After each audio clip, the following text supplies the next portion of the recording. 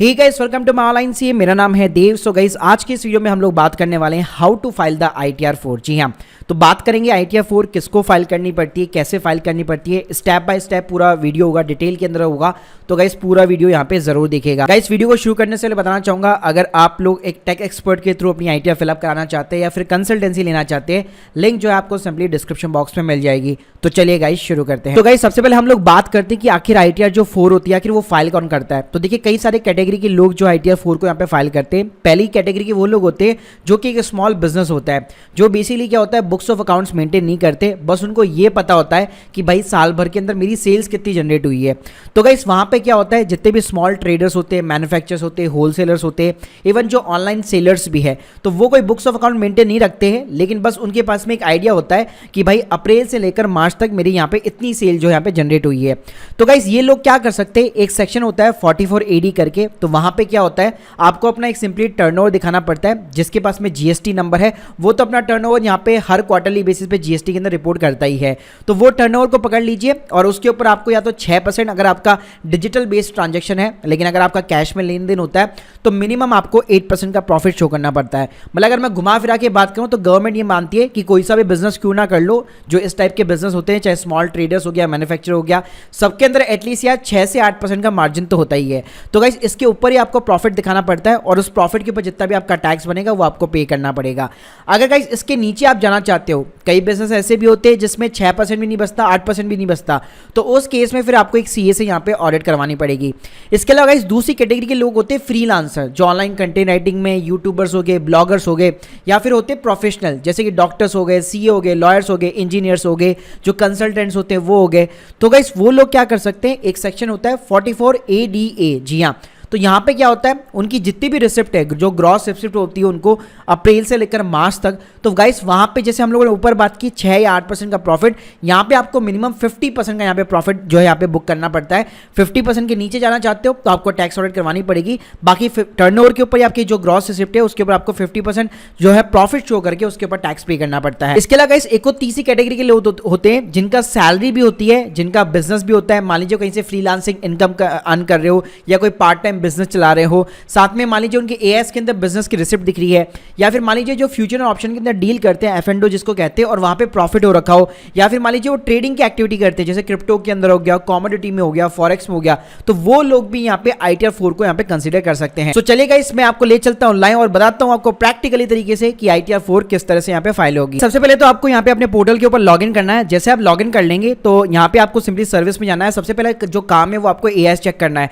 तो गाइस जब आप अपना AS चेक कर रहे होंगे तो मान लीजिए अगर आपके पास में GST है तो यहाँ पे आपको एक GST टर्नओवर दिखा देगा, लेकिन लेट्स सपोज अगर आप कोई फ्रीलांसिंग वगैरह का काम करते हैं तो यहाँ पे आपको एक बिजनेस की रिसिप्ट दिखा देगा।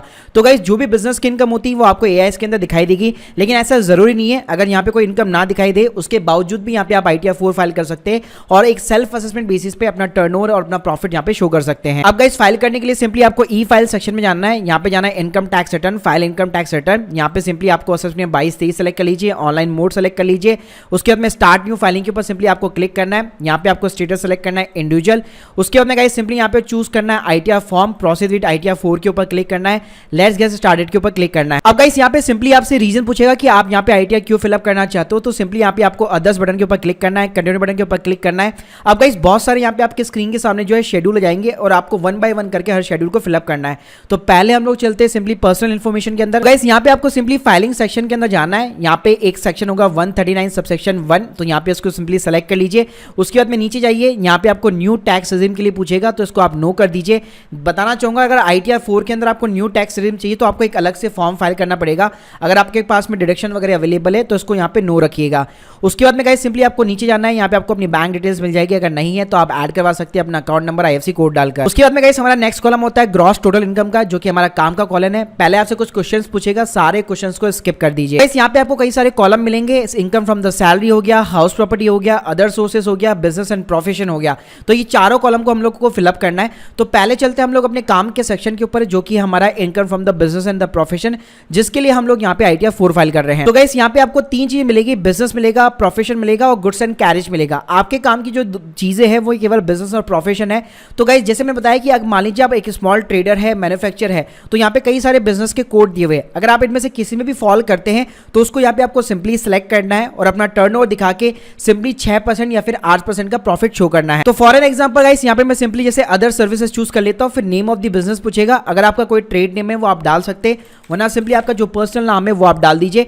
डिस्क्रिप्शन में आपका जिस भी टाइप का बिजनेस कर रहे हैं, जो भी फ्रीलांसिंग कर रहे हैं वो आप यहाँ पे इंसर्ट कर सकते हैं।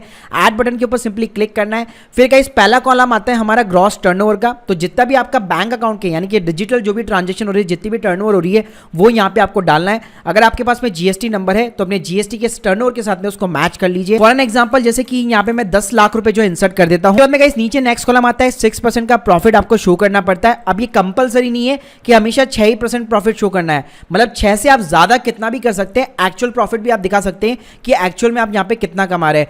फॉर एन एग्जांपल जैसे मैंने 10 लाख की सेल यहाँ पे जो है शो कर रखी है, मान लीजिए मैं 20% कमाता हूँ यानी कि 2 लाख रुपए का प्रॉफिट बुक करता हूँ। ऐसे ही गाइस आपकी मान लीजिए जो भी कैश की रिसिप्ट है यानी कि कैश के अंदर जो ट्रांजेक्शन हो रखी है उसको आप टर्नओवर ऐसे यहाँ पे दिखा सकते हैं, साथ में उसके अगेंस्ट में आपको 8% के अबाव यहाँ पे प्रॉफिट दिखाना पड़ेगा। अब गाइस यही चीज अगर मैं प्रोफेशन की बात करूं तो यहाँ पे भी फंडा सेम है। यहाँ पे आपको नेम ऑफ बिजनेस में अपना पर्सनल नाम डालना है, फिर मान लीजिए कोई डॉक्टर से, लॉयर से, चार्टर्ड अकाउंटेंट से, फ्रीलांसर से, तो यहाँ पे software development, legal profession, medical profession, ऐसी कई सारी कैटेगरी दे रखी है, वो आप यहाँ पे सेलेक्ट कर सकते हैं।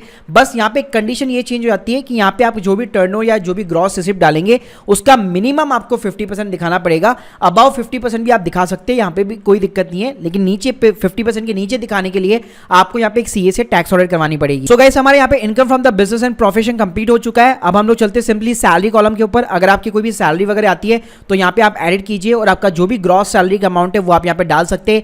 नीचे यहाँ पे आपको अलाउंसेस मिल जाएंगे, अपना फॉर्म 16 उठाइए, उसके अंदर जैसे एचआरए, एलटी वगैरह दिया हुआ है तो यहाँ पे बहुत सारी कैटेगरी है वो आप यहाँ पे डाल सकते हैं। मैं अपने ITR 1 के अंदर वीडियो के अंदर ऑलरेडी ये चीजें एक्सप्लेन कर चुका हूँ, जिसके लिंक आपको डिस्क्रिप्शन बॉक्स में दे दूंगा। उसके बाद में गाइस नीचे जो नेक्स्ट कॉलम है वो है हाउस प्रॉपर्टी का। अगर आपका होम लोन चल रहा है तो यहाँ पे आप सिंपली सेल्फ ऑक्यूपाइड को सेलेक्ट कर दीजिए और आपका जितना भी इंटरेस्ट का डिडक्शन है वो आप यहाँ पे 2 लाख रुपए तक क्लेम कर सकते हैं। अगर आपने यही प्रॉपर्टी लेट आउट कर रखी है यानी कि रेंट पे दे रखी है तो जितना आपका रेंट आता है वो आप डाल दीजिए, जितना आप टैक्स पे करते हैं म्युनिसिपल पार्टी को वो डाल दीजिए, और इस प्रॉपर्टी के ऊपर अगर आपने होम लोन ले रखा है तो उसका इंटरेस्ट का डिडक्शन यहाँ पे क्लेम कर सकते हैं। इसके अलावा इस नीचे आपको कॉलम मिलेगा income from the other sources का। वैसे तो इसके अंदर अगर आपका कोई भी बैंक का इंटरेस्ट है, एफडी का इंटरेस्ट है, डिविडेंड है, तो ये सारी चीजें आपको ऑटो प्रीफिल्ड यहाँ पे मिलने वाली है अपनी एआईएस स्टेटमेंट के थ्रू। आपको मैनुअल कुछ भी डालने की जरूरत नहीं है। इसके अलावा फिर भी अगर आपकी कोई अदर इनकम है तो ऐड अनदर के ऊपर यहाँ पे सिंपली क्लिक करना है। थोड़ा सा आप नीचे जाएंगे तो यहाँ पे आपको एक एनी अदर का कॉलम मिल जाता है, तो आपकी जो भी अदर इनकम है वो यहाँ पे आप यहाँ पे डिस्क्लोज कर सकते हैं। उसके बाद में गाइस हमारा जो नेक्स्ट कॉलम है वो है डिस्क्लोजर एंड एग्जेम्प्ट इनकम का। तो गाइस यहाँ पे आपको कुछ भी फिलअप नहीं करना है।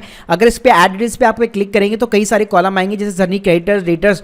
तो मान लीजिए अगर आप कोई ऐसा बिजनेस चला रहे हैं जहाँ पे क्रेडिटर्स, डेटर्स एग्जिस्ट वगैरह करते हैं तो उसका अमाउंट यहाँ पे आप डाल सकते हैं, वरना सिंपली आपका जहां जहां रेड सिग्नल है उसको सिंपली यहाँ पे 0 कर दीजिए। लेकिन एक यहाँ पे मैंडेटरी है तो सिंपली कैश इन हैंड के अंदर आप 10,000 रुपए डाल सकते हैं एज ए नॉमिनल अमाउंट। इसके अलावा अगर आपके पास में जीएसटी नंबर है तो यहाँ पे आप information regarding the turnover and the gross receipt reported for the GST, यहाँ पे आपको अपना जीएसटी नंबर और उसके अगेंस्ट में जो भी टर्नओवर है वो आपको सिंपली यहाँ पे दर्ज करना होगा। उसके बाद में गाइस नेक्स्ट कॉलम आता है हमारा डिडक्शन का। तो अगर आपकी एलआईसी है, बच्चों की फीस है, पीपीएफ के अंदर इन्वेस्टमेंट है, बहुत सारी चीजें, तो आप सिंपली यहाँ पे एटीसी के अंदर जो है 1.5 लाख रुपए तक की डिडक्शन अवेल कर सकते हैं। इसके अलावा अगर आपका हेल्थ इंश्योरेंस वगैरह तो आप एटीडी में अवेल कर सकते हैं। इंटरेस्ट का डिडक्शन चाहिए तो एटी के अंदर आपको 10,000 रुपए का डिडक्शन यहाँ पे अवेलेबल है। उसके बाद में गाइस अगला कॉलम सिंपली टैक्स पेड का है। तो आपका जितना भी टीडीएस कटा होगा आपके बिजनेस इनकम के अगेंस्ट में तो वो आपको सेकंड कॉलम में दिख जाएगा। साथ में अगर एफडी की अदर इनकम भी है तो उसके अगेंस्ट में भी कुछ टीडीएस कटा होगा तो वो भी आपको इस कॉलम में दिख जाएगा। आपको कुछ नहीं करना है, यहाँ पे आपको शॉर्ट डिटेल्स के ऊपर क्लिक करना है, इसके ऊपर सिंपली क्लिक करना है, एक बार इसको यहाँ पे सिंपली एडिट करना है, फिर थोड़ा सा नीचे जाना है